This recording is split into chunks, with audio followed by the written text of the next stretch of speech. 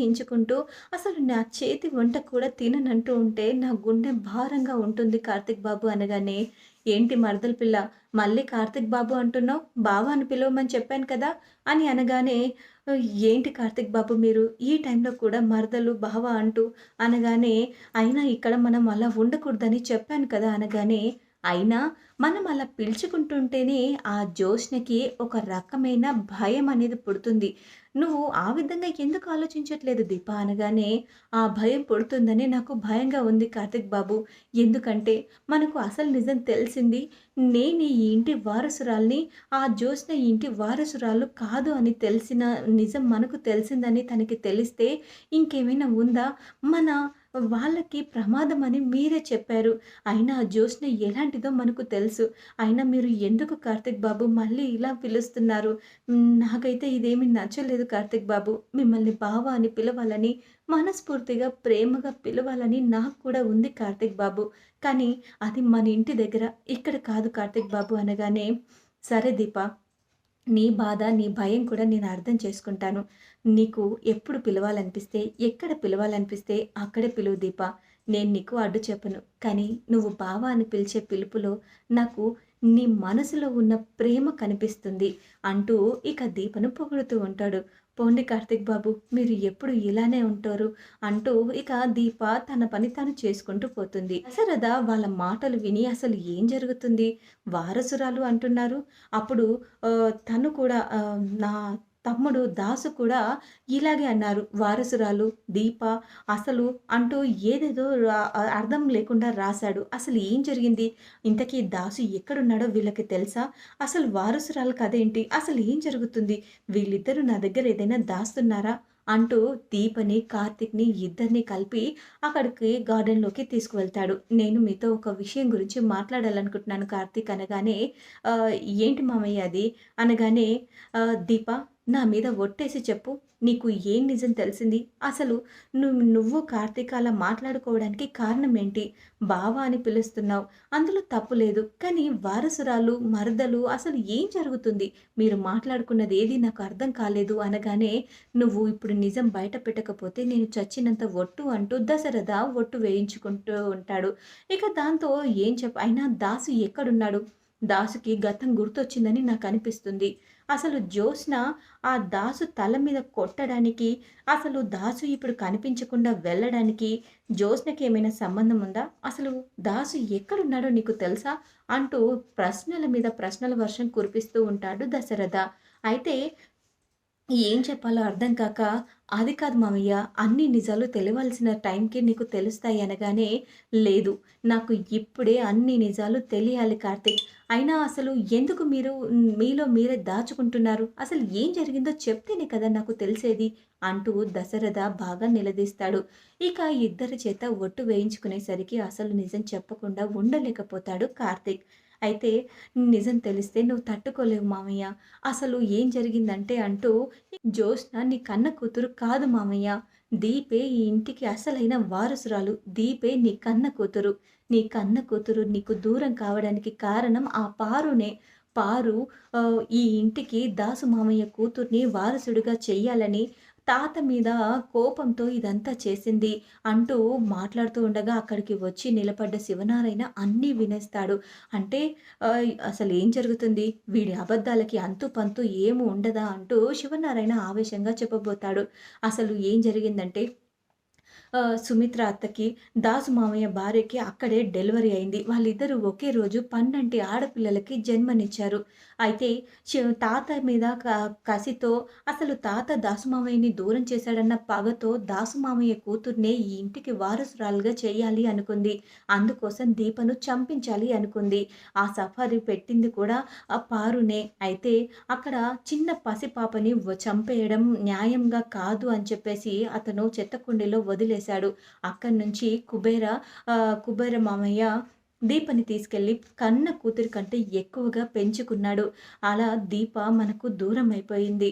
నిజానికి జ్యోత్స్న ఈ ఇంటి వారసురాలే. కానీ నేను కాదు అని చెప్పను. కానీ తను మీ కన్న కూతురు కాదు. మీ కన్న కూతుర్ని అసలు ఈ నిజం తెలిస్తే మళ్ళీ ఈ ఇంట్లో వాళ్ళందరూ తనని ఎక్కడ దూరం పెడతారో, ఈ ఆస్తి అంతా తనకు ఎక్కడ దక్కదో అని దాసు మామయ్య ఎక్కడ ఈ నిజం చెప్పేస్తాడో అని ఆ రోజు నిన్ను కలవడానికి నీతో నిజం చెప్పడానికి వచ్చిన దాసు మామయ్యని చంపే ప్రయత్నం చేసింది. ఆ విషయం నువ్వు కూడా చూసావు కదా అనగానే, అవును కార్తీక్. అసలు ఇంత దారుణంగా జ్యోత్స్న ఎలా ప్రవర్తించగలుగుతుందో నాకు అర్థం కావట్లేదు అని ఆహ్, దశరథ అంటాడు. ఏంటిది దాసుని కొట్టింది జ్యోత్స్న అంటూ శివనారాయణ ఆలోచిస్తూ ఉంటాడు. ఆ కార్తీక్, దశరథ, దీప వీళ్ళు ముగ్గురు మాట్లాడుతుంది చూసి అసలు గుండె చాలా బరువెక్కిపోతుంది. అసలు జ్యోత్స్న నా మనవరాలు కాకపోవడం ఏంటి? ఈ దీప నా మనవరాలు అనడం ఏంటి? అసలు వీళ్ళేం మాట్లాడుతున్నారు? అంటూ ఇక వాళ్ళిద్దరూ మాట్లాడుకుంటుందంతా వింటారు. ఇప్పుడు మన ఫ్యామిలీ డేంజర్‌లో ఉంది మావయ్య. ఎందుకంటే ఆహ్, అసలు నిజం తెలిసిన వాళ్ళందరినీ పైకి పంపించేయాలని జ్యోత్స్న చాలా గట్టిగా అనుకుంది. తనకి ఈ ఆస్తి కావాలి. ఈ ఆస్తితో పాటు నేను కూడా కావాలి. నా గురించి ఇన్నాళ్ళు ఇన్ని ప్రయత్నాలు చేసింది. నా భార్య దీపను పక్కకు తప్పించి తను నా భార్యగా రావాలి అనుకుంది. ఇప్పటివరకు చేసిన ప్రయత్నాలన్నీ చేసింది. దీపను, శౌర్యను చంపించడానికి ప్రయత్నాలు కూడా చేసింది. ఆ ప్రయత్నంలో సాక్ష్యం దొరకక దీప దోషిగా మిగిలిపోయింది సుమిత్ర అత్త చేతిలో అని అనగానే, ఏంటి అయినా నిజంగానే ఆహ్, జ్యోత్స్నే ఇదంతా చేసిందా అనగానే, దాసు మామయ్యనే కన్న తండ్రినే చంపాలనుకున్న జ్యోత్స్నకి దీప, ఆ శౌర్య ఒక లెక్క చెప్పండి మామయ్య అనగానే నాకు ఏంటో అంతా ఆహ్, బాధగా ఉంది. నా కన్న కూతుర్ని నా కళ్ళ ముందే పెట్టుకొని అనాథగా చూస్తున్నాను. అసలు ఎవరో అమ్మాయి అనుకున్నాను. కానీ నా కన్న కూతురు నా కళ్ళెదుటే ఉండగానే అసలు నా కూతురికి జరిగిన అవమానాలు తలుచుకుంటే బాధగా ఉంది కార్తీక్ అనగానే, లేదు మామయ్య, ఈ నిజం ఇప్పుడే ఎవరికీ తెలియడానికి వీల్లేదు. జ్యోత్స్నకి బుద్ధి రావాలి. జ్యోత్స్నకి బుద్ధి రావాలంటే ఈ నిజం ఇప్పుడే అందరికీ తెలియకూడదు. జ్యోత్స్నంతట జ్యోత్స్నే ఈ నిజాన్ని తాతయ్యకి, అత్తకి చెప్పాలి. అందరికీ బయట పెట్టాలి. పారు బండారం కూడా బయట పెట్టాలి. అసలు ఇదంతా జరగడానికి కారణమే పారు. పారు ఆ రోజు ఈ విధంగా చేసుండకపోతే అసలు దీప ఈ ఇంటి వారసురాలుగా పెరిగేది. అసలు అక్కడ దిక్కులేని దానిలాగా, అనాథలాగా పెరగాల్సిన అవసరం తనకు ఉండేది కాదు. అదంతా విని చాలా షాక్ అయిపోతాడు. అసలు జ్యోత్స్న ఇంత చేసిందా? అంటే నిజం తెలిస్తే మమ్మల్ని కూడా చంపడానికి వెనకాడదనమాట. జ్యోత్స్నకి బుద్ధి చెప్పి తీరాల్సిందే అని చెప్పేసి గట్టిగా ఫిక్స్ అయిపోతాడు శివనారాయణ. ఇక దాంతో ఇవన్నీ ఎవరైనా వింటే చాలా ప్రాబ్లమ్ అవుతుంది మామయ్య అంటూ అనగానే చుట్టుపక్కలంతా చూసేసరికి శివనారాయణ దాక్కుంటాడు. ఈ నిజం నాకు తెలుసన్న విషయం ఎవ్వరికీ తెలియకూడదు. ఆ జ్యోత్స్నకి ఎలా బుద్ధి చెప్పాలో నాకు బాగా తెలుసు. నన్ను క్షమించు దీప. నువ్వు ఈ ఇంటి వారసురాలివి. కానీ ఆ విషయం నేను తెలుసుకోలేకపోయాను అంటూ శివనారాయణ చాలా బాధపడుతూ ఉంటాడు. ఇక శివనారాయణ లోపలికి వెళ్ళి బాధపడుతూ అలా నిస్సహాయంగా కూర్చొని ఉండగా, తాతయ్య గారు మీకు కాఫీ ఏమైనా తెమ్మంటారా? అంటూ దీప బాధగా అడుగుతుంది. ఇక దీపను చూసి కోపంగా ఉంటాడేమో అనుకుంటుంది దీప. కానీ నీ చేతి కాఫీ తాగాలనుందమ్మా దీప అంటూ అనగానే ఒక్కసారిగా షాక్ అయిపోతుంది జ్యోత్స్న. ఏంటి దీపతో అంత సాఫ్ట్‌గా మాట్లాడుతున్నాడు. అయినా దీప చేతి కాఫీ తాగాలనుకుంటున్నాడు. అసలు ఏం జరుగుతుంది? కొంపదీసి తాతయ్యకు ఏమైనా నిజం తెలిసుంటుందా? అని అనుకుంటూ ఉంటుంది జ్యోత్స్న. అయినా నిజం తెలిసే అవకాశమే లేదే అంటూ ఇక జ్యోత్స్న కాస్త కుదుట పడుతుంది. కానీ లోలోపల మాత్రం టెన్షన్ పడుతూ ఉంటుంది. ఇక జ్యోత్స్న వైపు చూసే చూపులు కోపంగా ఏదో దోషిని చూసినట్టు చూస్తూ ఉండడం చూసి, ఏంటి తాతయ్య చూపులో ఏదో మార్పొచ్చింది.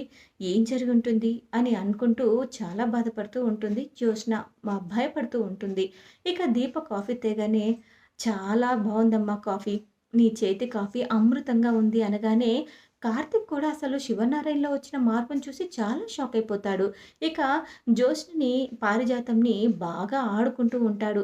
అసలు జ్యోత్స్న చేత దీపకి ప్రతి విషయంలో సారీ చెప్పిస్తాడు. ఈ సొంత మనవరాల్లాగా చూస్తూ ఉంటాడు శివనారాయణ. ఇంకా శివనారాయణలో ఆ మార్పును చూసి జ్యోత్స్న అయితే చాలా బాధపడుతుంది. "తాత నువ్వేం చేస్తున్నావో నీకర్థమవుతుందా? నీ మనవరాల్ని నేనా? తనా?" అనగానే మనవరాలు వయసులో ఉంది తను. తను కూడా మనవరాల్లాగే అవుతుంది అనగానే, "ఏమైంది తాత నీకు? ఇప్పటిదాకా కార్తీక్ బావ మీద, దీప మీద అంతెత్తున ఎగిరావు. ఇప్పుడు ఏంటి దీప అంటే అంతగా ప్రేమను చూపిస్తున్నావు?" అని దిగ్జోష్న క్వెషన్స్ వేస్తూ ఉంటుంది. "అవునండి. అసలేమైంది మీకు?" అంటూ పారిజాతం అనగానే వాళ్ళిద్దరి వైపు కోపంగా ఒక చూపు చూసేసరికి ఇక వాళ్ళిద్దరూ సైలెంట్ అయిపోతారు. ఇక శివనారాయణ, దీప, కార్తీక్ అందరూ కలిసి జ్యోత్స్నకి, పారిజాతంకి చుక్కలు చూపించబోతున్నారు. ఇక చూడాలి మరి తర్వాత ఎపిసోడ్‌లో ఏం జరగనుందో. ఇలా జరిగి శివనారాయణకు నిజం తెలియాలని పారిజాతం, జ్యోత్స్నలకి దిమ్మ తిరిగే షాక్‌ల మీద షాక్‌లు ఇవ్వాలి.